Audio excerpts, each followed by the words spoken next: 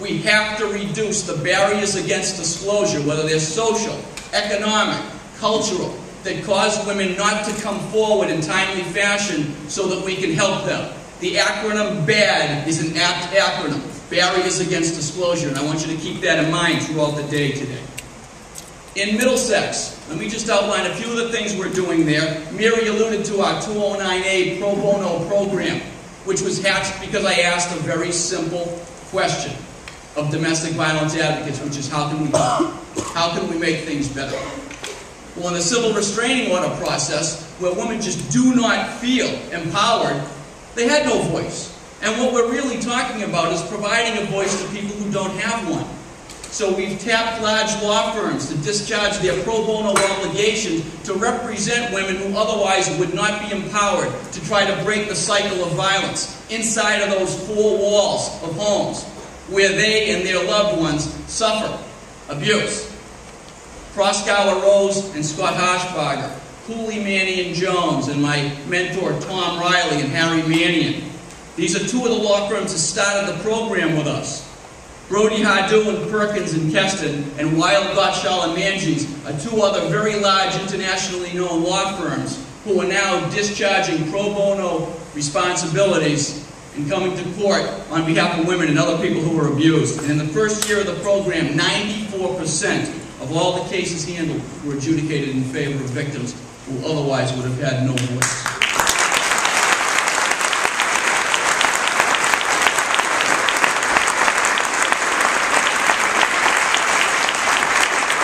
Now we're getting creative, because you have to be creative if you want change. In November, we launched the Cut It Out initiative, because nationally, we knew in order to reduce barriers against disclosure, we need to work with people who women may disclose to, that in areas where it might not otherwise be obvious. Hair salons, cosmetologists. What we learned is that this was an area where women would disclose. So we started a program where we're working with cosmetologists in the 7 vocational high schools throughout Middlesex County to train them on what to do when they hear about incidents of abuse. So that, again, we have another portal to get in on the front end so we don't suffer tragedy. This is St. John's, kids from St. John's, teenagers. You up here? Stand up. Woo!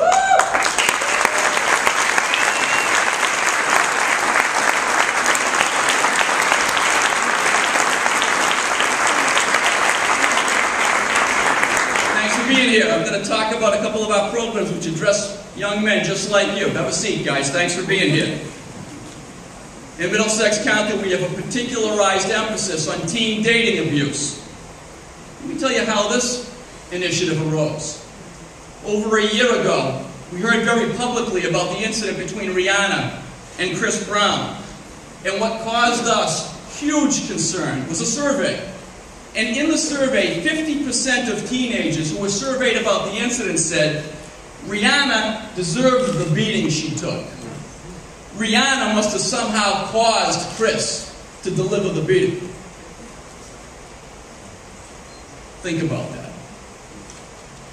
Think, if that thought is in one head of our young men, we've got real problems. But that thought was in 50% of the teenagers who were surveyed about a very public incident.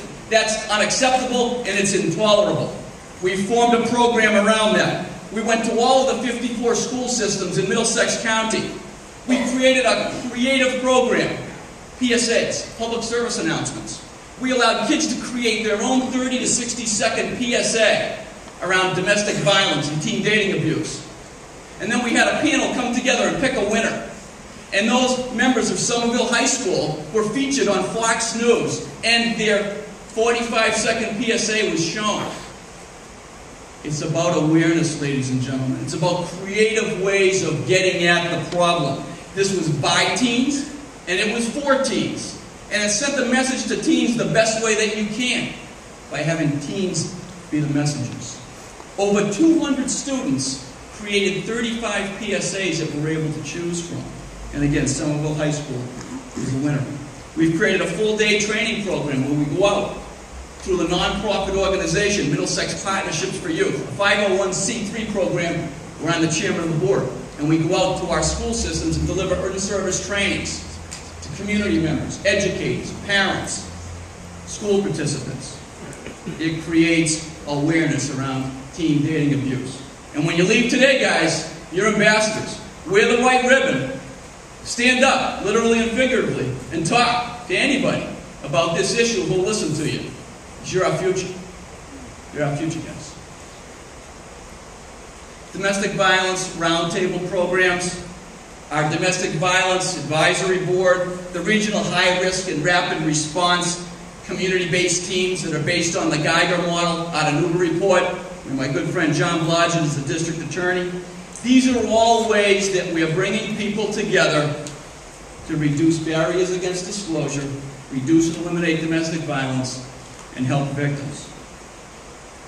The last area I want to comment on is culture and attitude. Because when you've got a culture and an attitude which in any way contributes to the type of violence that we continue to see against women, you need to do something about that. And we need to make a commitment. It's a commitment to change cultural and societal norms that feed into this issue. It's messaging.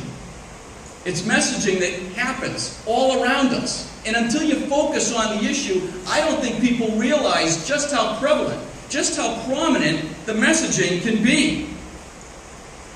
Music, movies, television, video games, advertising, electronic communications, social networking sites. Just stop sometimes and take a look at some of the messaging that our young people are getting. And redefine the concept of masculinity. Because sometimes that concept and definition gets skewed.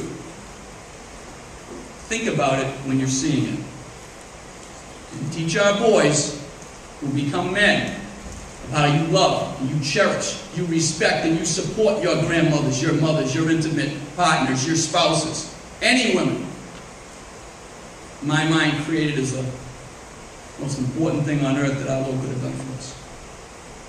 This is important stuff, people. And it starts early, it starts young. Penetrate the four walls of the homes where barriers against disclosure are high. Because once we do that, we go a long way towards eradicating domestic violence and avoiding tragedy. Creating awareness. We create awareness when we come together like this. A diverse group of men and young men. We create awareness when we build community-based programs where we all agree we have a problem and we all agree to commit to getting rid of it. Men, stand up. Stand up. One more time, I promise you. We've got a shared responsibility then. Take the message and go back to anybody who will listen and even those who won't. Put the ribbon on your belt like Steve and I have done. Talk about what it means and commit yourself to eradicating gender-based violence. We've come together. Now we've got to stay together, and now we've got to work together. Okay? Everybody's got their marching orders, right? Men? Yeah. Okay, let's do this together. Thank you all. Thanks.